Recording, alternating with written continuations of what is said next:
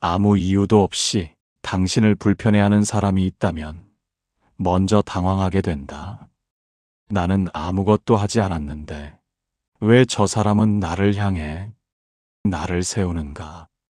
그러나 냉정하게 말하자면 대부분의 미움은 당신의 행동이 아니라 그 사람의 내부에서 시작된다.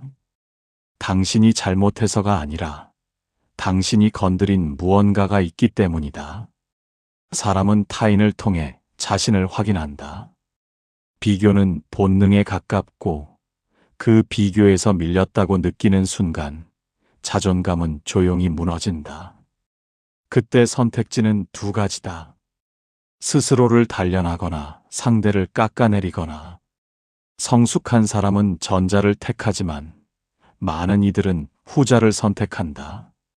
왜냐하면 타인을 공격하는 편이 훨씬 쉽고 즉각적인 위안을 주기 때문이다.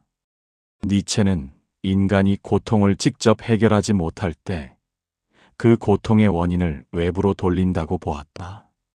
스스로의 나약함을 직면하는 대신 타인을 문제로 만들어버리는 것이다. 당신이 성실하고 묵묵히 성과를 쌓고 감정적으로 휘둘리지 않는 태도를 보일수록 누군가에게는 그것이 불편한 거울이 된다. 그 거울 속에 비친 자신의 초라함이 견디기 힘들기 때문이다. 쇼펜하우어는 인간의 본성을 냉혹하게 바라보았다. 그는 타인의 불행에는 쉽게 위로를 건네지만 타인의 성공에는 쉽게 침묵하거나 비꼰다고 말했다. 이 심리는 단순한 악이라기보다 비교에서 비롯된 통증에 가깝다. 당신의 존재 자체가 그들의 부족함을 상기시키는 신호가 될 때 미움은 자동적으로 생성된다. 중요한 건 여기서 당신이 무엇을 하느냐다. 설명하려 들수록 오해는 깊어지고 해명하려 들수록 상대는 더 공격적으로 변한다. 왜냐하면 그들의 문제는 정보 부족이 아니라 감정의 불균형이기 때문이다. 당신이 아무리 논리적으로 말해도 열등감은 이성으로 설득되지 않는다.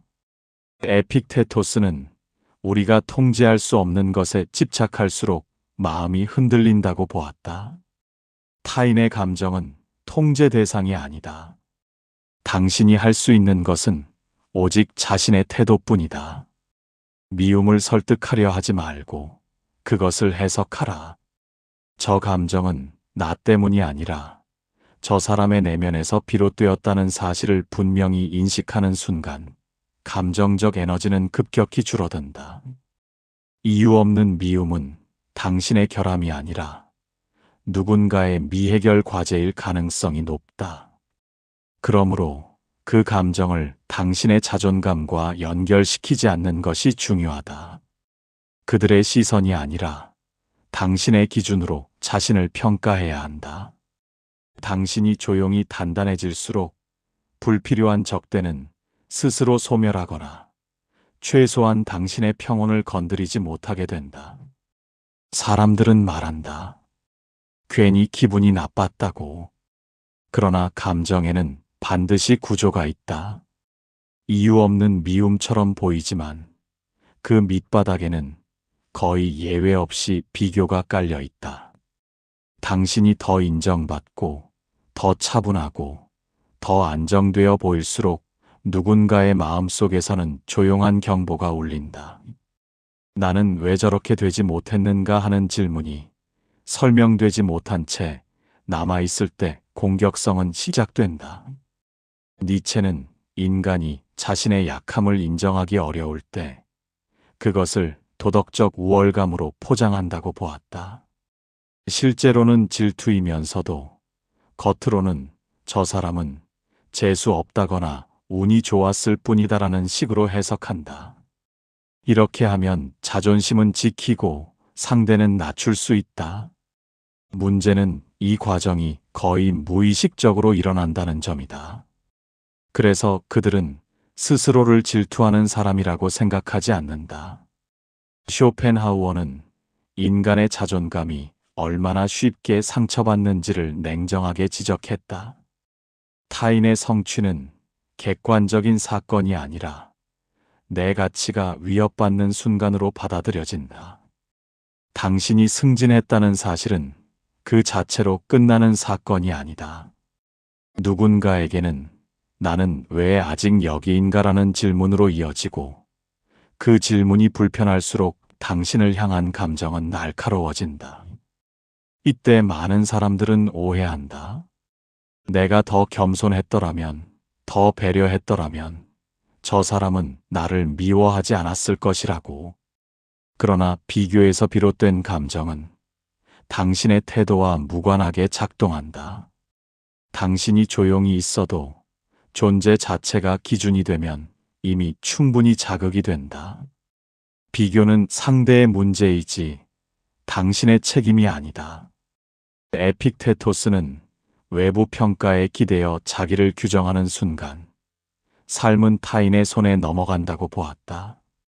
누군가의 인정이 나를 기쁘게 하고 누군가의 미움이 나를 흔든다면 나는 이미 내 중심을 내어준 상태다.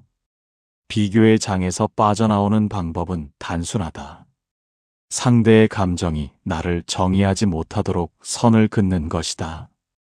질투는 결국 자신과의 싸움에서 비롯된다. 그러나 그 싸움을 감당하지 못하는 사람은 외부로 화살을 돌린다. 그 화살이 당신을 향할 때 굳이 방패를 들고 설득하려 하지 않아도 된다. 당신이 할 일은 그 구조를 이해하고 감정적으로 끌려 들어가지 않는 것이다. 이해는 방어가 아니라 거리두기다. 그 거리가 생기는 순간 타인의 공격성은 당신의 삶에 깊이 침투하지 못한다. 사람은 보고 싶은 대로 본다. 특히 자존감이 흔들릴 때 현실은 더욱 쉽게 왜곡된다. 당신의 말 한마디, 표정 하나, 심지어 아무 의도 없는 침묵까지도 누군가에게는 무시당했다는 증거로 해석될 수 있다. 문제는 사건이 아니라 해석이다. 그리고 그 해석은 대부분 그 사람의 내부 상태를 반영한다.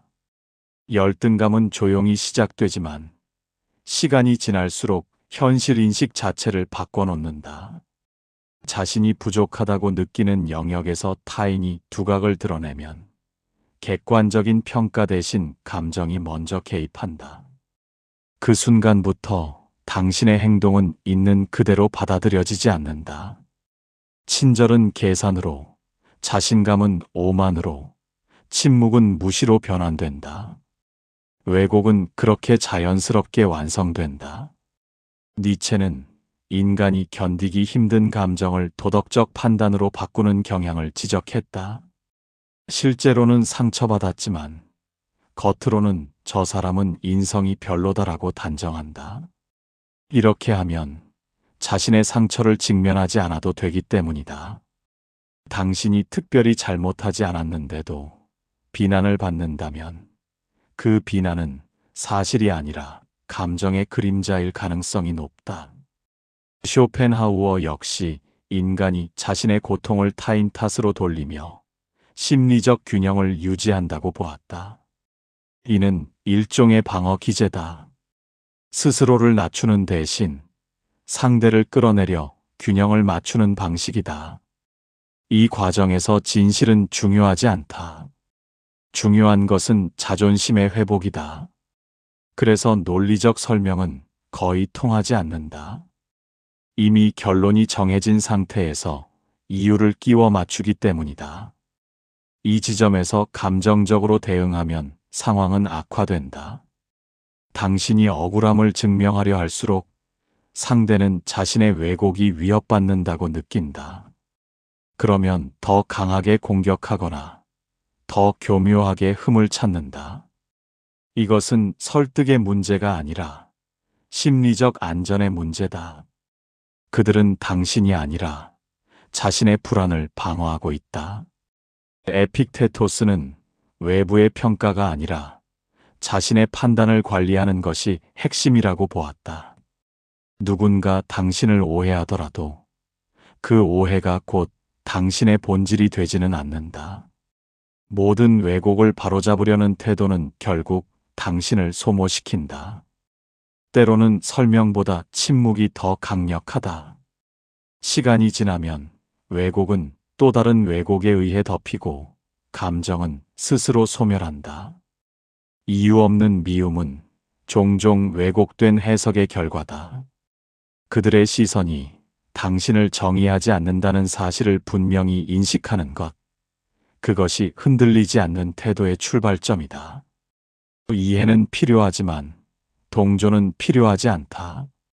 당신은 타인의 왜곡을 교정하는 사람이 아니라 자신의 방향을 지키는 사람이어야 한다.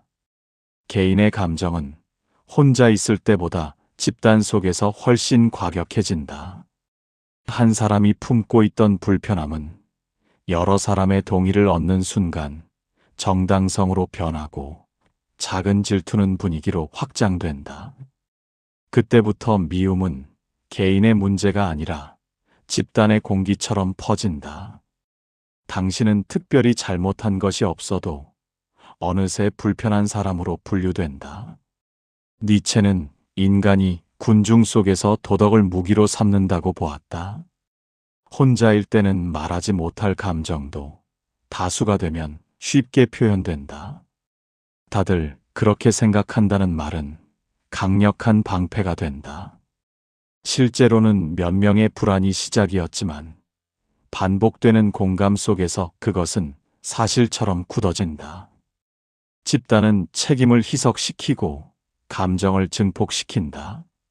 쇼펜하우어는 인간이 타인의 시선을 통해 자신의 위치를 확인한다고 분석했다. 집단 안에서 누군가가 두각을 드러내면 그 존재는 자연스럽게 비교의 중심이 된다. 그 비교가 반복될수록 불편함은 공유되고 공유된 감정은 점점 더 확신으로 변한다. 질투는 개인적이지만 배척은 집단적이다. 직장에서 흔히 벌어지는 일이다. 성과가 좋은 사람이 있으면 직접적인 비난 대신 뒷말이 돈다. 운이 좋았다. 상사와 잘 맞는다 같은 말이 따라붙는다. 겉으로는 농담처럼 흘러가지만 그 말이 쌓이면 이미지가 된다. 집단은 노골적인 공격보다 미묘한 분위기로 사람을 압박한다. 그리고 그 분위기는 생각보다 오래 지속된다. 이때 가장 위험한 선택은 인정받기 위해 과도하게 맞추는 태도다. 집단의 불편함을 해소하려고 스스로를 축소하면 일시적인 평화는 얻을 수 있어도 존중은 잃는다. 에픽테토스는 타인의 평가에 휘둘릴수록 자유를 잃는다고 보았다. 집단의 감정은 당신이 통제할 수 없는 영역이다. 통제할 수 없는 것에 에너지를 쏟는 순간 중심은 흔들린다. 집단 속에서의 미움은 진실과 무관하게 굴러간다. 소문은 확인보다 속도가 빠르고 감정은 사실보다 자극적이다. 그러므로 모든 오해를 바로잡겠다는 집착은 오히려 불리하다. 필요한 것은 과잉 해명이 아니라 일관된 태도다. 시간이 지나면 집단은 또 다른 자극을 찾아 이동한다. 그때까지 자신의 기준을 유지하는 사람이 결국 남는다. 이유 없는 미움이 집단으로 번졌다고 해서 그것이 곧 당신의 가치 하락을 의미하지는 않는다. 다수의 감정이 항상 옳은 것은 아니다. 중요한 것은 당신이 스스로를 어떻게 평가하느냐다. 외부의 분위기가 아니라 내부의 기준이 흔들리지 않을 때 비로소 집단의 파도는 당신을 삼키지 못한다. 사람은 실패보다 타인의 성공 앞에서 더 복잡한 감정을 느낀다. 실패는 위로를 부르지만 성공은 비교를 부른다. 당신이 묵묵히 성과를 쌓고 점점 더 안정된 위치로 올라갈수록 누군가의 내면에서는 설명하기 어려운 긴장이 시작된다. 그 긴장은 축하의 말 뒤에 숨고 미묘한 거리감으로 드러난다. 니체는 인간이 힘의 차이를 감지할 때 본능적으로 반응한다고 보았다. 여기서 말하는 힘은 단순한 권력이 아니라 영향력과 존재감, 자기 확신까지 포함한다. 당신이 스스로를 확신하는 태도를 보이면 그것은 누군가에게 위협으로 인식될 수 있다. 위협을 느끼는 순간 사람은 두 가지 중 하나를 선택한다. 스스로를 키우거나 상대를 깎아내리거나. 후자는 빠르고 간단하다. 쇼펜하우어는 타인의 행복이 자신의 불행을 더 또렷하게 만든다고 분석했다.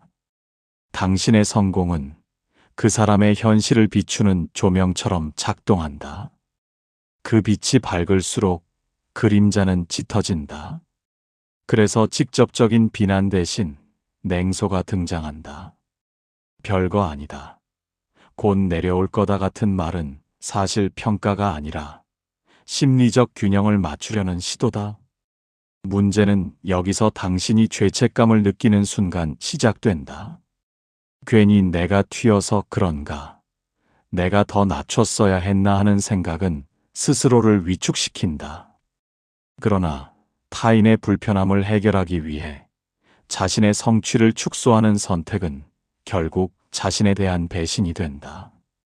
당신의 성장은 누군가의 감정을 고려해 멈춰야 할 대상이 아니다. 에픽테토스는 외부의 박수와 비난을 동일하게 바라보는 훈련이 필요하다고 보았다. 박수에 취하면 비난에도 흔들린다.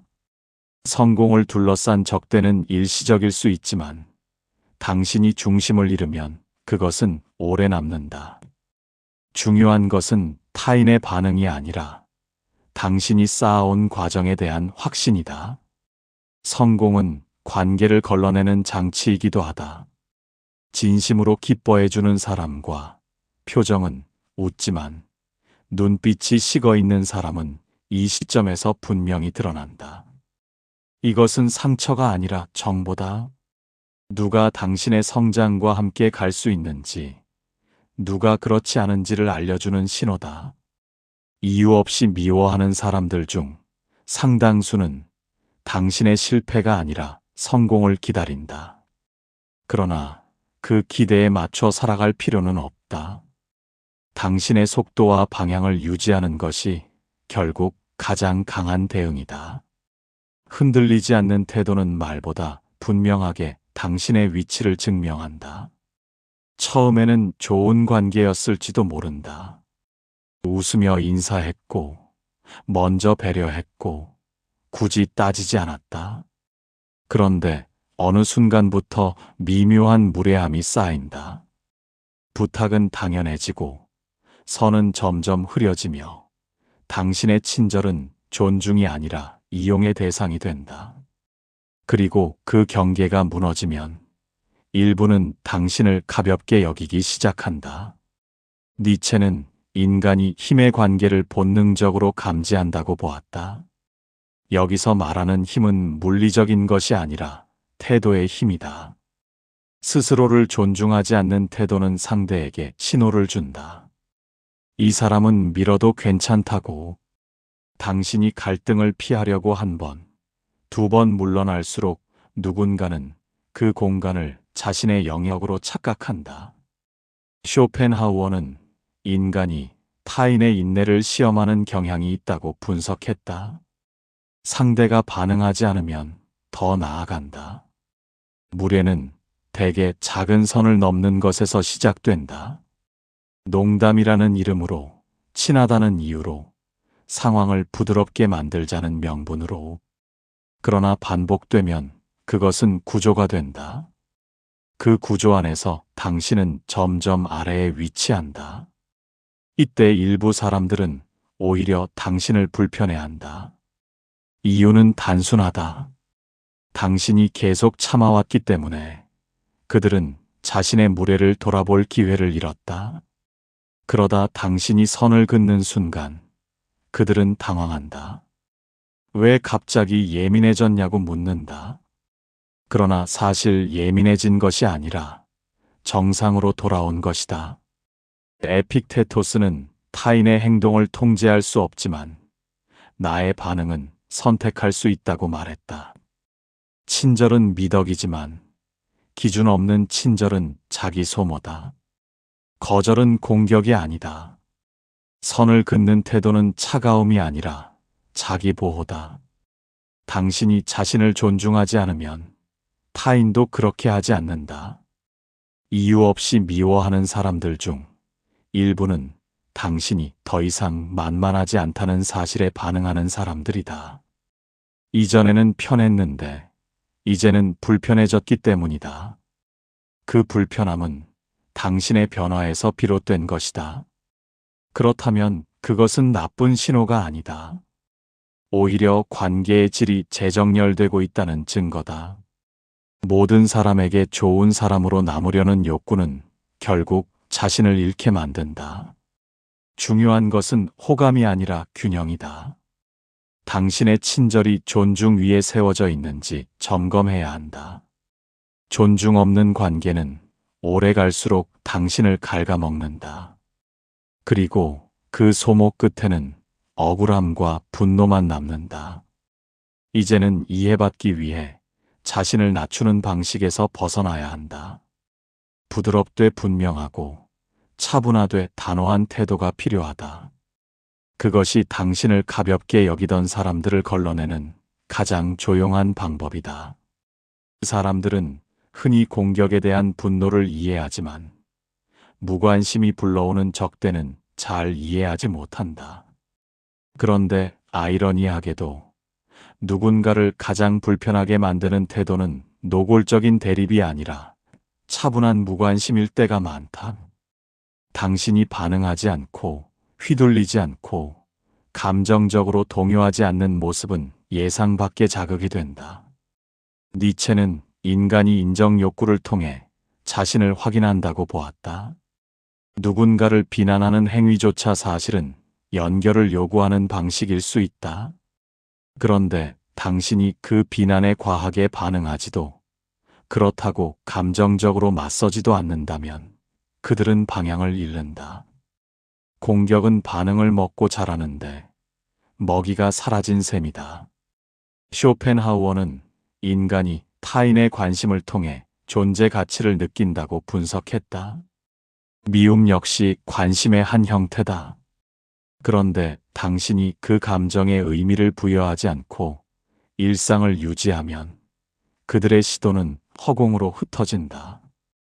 이때 일부는 스스로를 돌아보지 않고 오히려 더 강한 자극을 선택한다. 왜 나를 무시하느냐는 식으로 문제를 뒤집는다. 여기서 중요한 것은 당신의 무관심이 오만으로 보이지 않도록 균형을 유지하는 것이다. 감정적으로 휘둘리지 않는 것과 상대를 깔보는 태도는 다르다. 전자는 중심이 단단한 상태이고 후자는 또 다른 갈등의 씨앗이다. 당신이 유지해야 할 것은 차분한 일관성이다. 필요 이상의 설명도 과장된 태도도 없이 자기 일에 집중하는 모습이다. 에픽테토스는 외부의 자극보다 내부의 판단을 관리하는 것이 자유라고 말했다. 누군가 당신을 자극하려 할 때 그 자극을 받아들이지 않는 선택은 가장 강력한 대응이다. 싸움에 참여하지 않는 사람은 패배하지 않는다. 감정의 링 위에 올라가지 않으면 승패 자체가 성립되지 않는다. 이유 없이 당신을 미워하는 사람들 중 일부는 사실 당신의 관심을 원한다. 당신이 흔들리기를, 분노하기를, 변명하기를 기대한다. 그러나 당신이 담담하게 일상을 이어갈 때 그들은 점점 힘을 잃는다. 미움은 상호작용이 있어야 지속된다. 결국 당신이 지켜야 할 것은 평판이 아니라 평정이다. 누가 무엇을 말하든 당신의 리듬을 유지하는 것. 그것이 가장 차분하고도 확실한 거리두기다. 그리고 그 거리가 생기는 순간 타인의 감정은 더 이상 당신의 삶을 좌우하지 못한다. 사람은 자신이 준 상처가 상대에게 닿지 않을 때 더 불편해진다. 공격했는데도 당신이 무너지지 않고 표정 하나 바꾸지 않은 채 일상을 이어간다면 그들은 당황한다. 기대했던 반응이 나오지 않았기 때문이다. 분노는 상대의 동요를 먹고 자라는데 당신이 흔들리지 않으면 그 감정은 갈 곳을 잃는다. 니체는 인간이 타인의 반응을 통해 자신의 힘을 확인한다고 보았다. 비난과 조롱 역시 일종의 영향력 행사다. 그런데 당신이 그 영향력에 반응하지 않으면 그들의 시도는 힘을 잃는다. 그래서 일부는 더 강하게 자극하거나 당신을 차갑다고 몰아간다. 사실은 상처받지 않는 당신이 불편한 것이다. 쇼펜하우어는 타인의 관심이 인간에게 은밀한 쾌감을 준다고 분석했다. 미움도 관심의 한 형태다.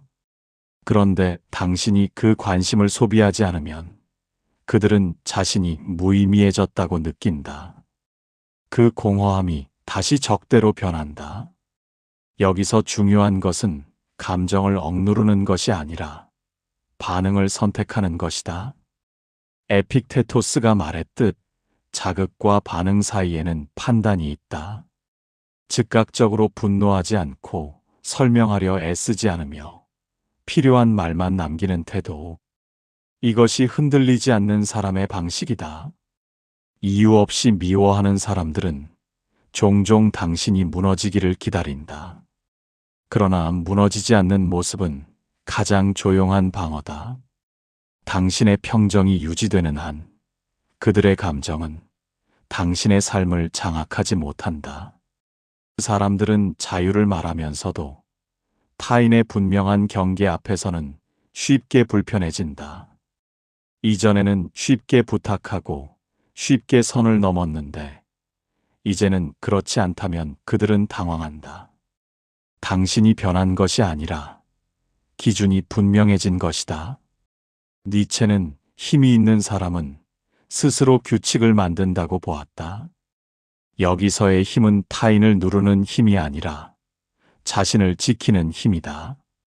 당신이 더 이상 맞추지 않고 불합리한 요구를 거절하고 애매한 태도를 정리하면 관계의 균형은 재조정된다. 그 과정에서 손해를 본 쪽은 당연히 불편함을 느낀다. 쇼펜하우어는 인간이 익숙한 구조가 깨질 때 분노한다고 분석했다. 당신이 계속 참아주던 자리에서 물러나면 그들은 그것을 배신처럼 해석할 수도 있다. 그러나 그것은 배신이 아니라 정상화다. 왜곡된 관계가 원래 자리로 돌아오는 과정일 뿐이다. 에픽테토스는 타인의 기대에 맞추는 삶은 결국 자신을 잃게 만든다고 말했다. 모든 사람을 만족시키려는 태도는 잠시 평화를 줄 수 있지만 오래가지는 않는다. 경계를 세우는 순간 일부는 떠나고 일부는 존중하기 시작한다. 이유 없이 미워하는 사람들 중에는 사실 당신이 더 이상 만만하지 않다는 사실에 반응하는 사람들도 있다. 그 불편함은 당신의 문제가 아니라 관계의 구조가 바뀌고 있다는 신호다. 흔들리지 않고 기준을 유지하는 것, 그것이 가장 조용한 정리다. 끝까지 남는 것은 타인의 감정이 아니라 당신의 태도다. 누군가는 이유 없이 미워하고 누군가는 끝내 이해하지 못한다. 그러나 시간이 지나면 분명해진다. 감정적으로 반응한 사람은 소모되고 중심을 지킨 사람은 단단해진다. 니체는 인간이 스스로를 어떻게 규정하느냐에 따라 삶의 높이가 달라진다고 보았다. 타인의 평가에 기대면 흔들리고 자신의 기준에 기대면 버틴다.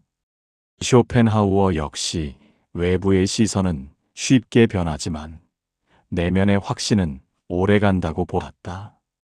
결국 평판은 소문에 좌우되지만 품격은 태도에 남는다. 에픽테토스는 통제할 수 없는 것에 에너지를 쓰지 말라고 했다. 타인의 질투와 오해는 당신의 영역이 아니다. 당신의 영역은 선택과 반응, 그리고 방향이다. 그 방향이 분명하다면 불필요한 미움은 점점 멀어진다. 이유 없이 당신을 미워하는 사람들은 계속 생길 수 있다.